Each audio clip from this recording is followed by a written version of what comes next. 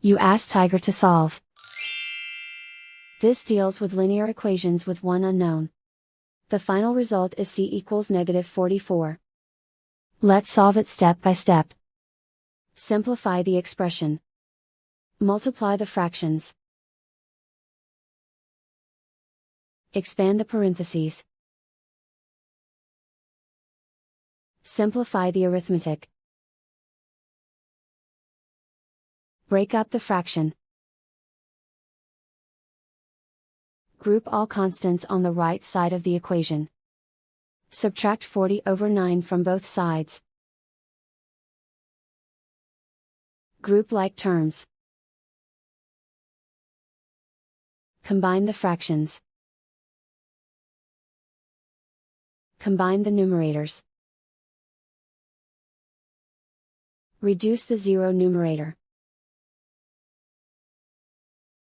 Simplify the arithmetic. Convert the integer into a fraction. Combine the fractions. Combine the numerators. Isolate the c. Multiply both sides by inverse fraction 9/5. Group like terms. Multiply the coefficients. Simplify the fraction. Multiply the fractions. Simplify the arithmetic.